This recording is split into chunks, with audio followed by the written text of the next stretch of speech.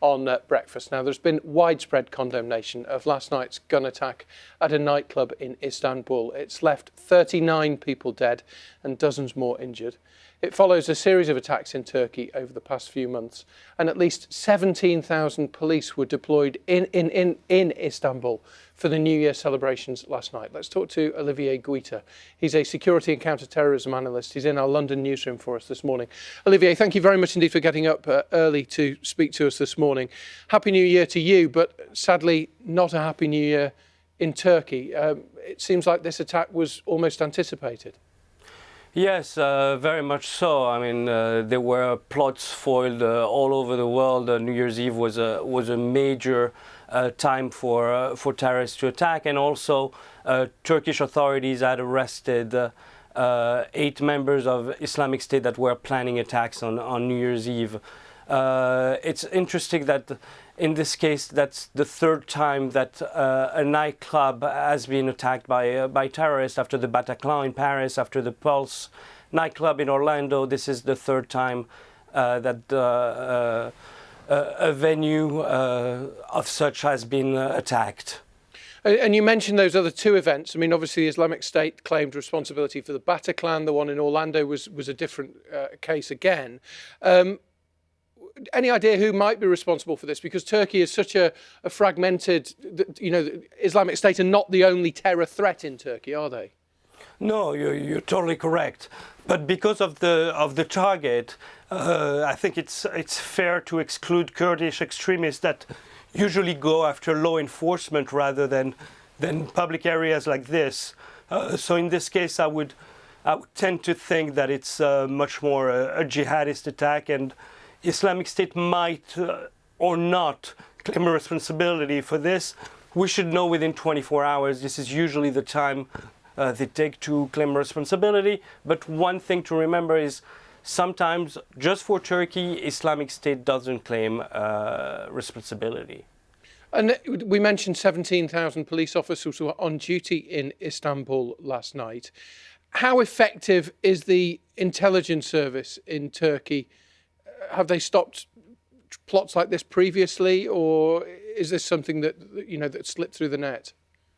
Oh, it's something that slipped through the net. I mean, we've seen, unfortunately, many different attacks in the past year and a half.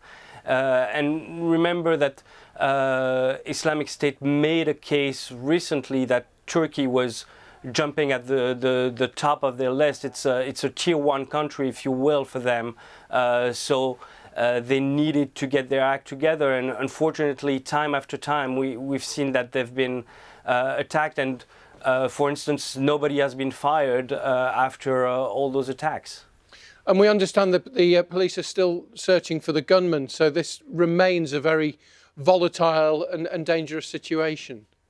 You are absolutely correct. What is puzzling is, in the case of Berlin, and now in this case, is that the terrorist didn't get to kill himself, if you will, by facing authorities, but that he fled. So that's possibly a change in the modus operandi of certain terrorist groups.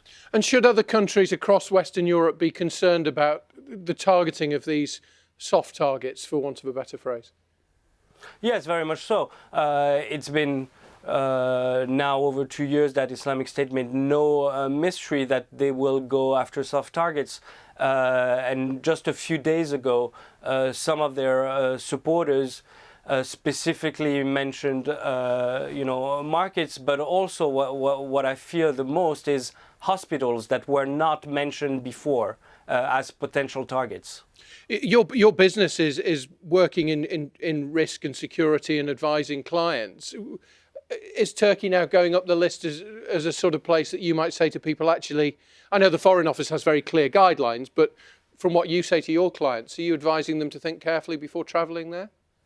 Oh, it's been the case for a while. I mean, when Turkey was basically put up as a major target for Islamic State, and the fact that, as you mentioned earlier, there have been mishaps in terms of intel and in terms of really going after terrorists, that Turkey is definitely a country that that has a red flag. Olivier, thank you very much indeed for your time this morning. We're grateful to you. Olivier Guita, who is a security consultant, talking to us about those attacks which happened in Istanbul overnight, which we will continue to reflect during the course of the programme.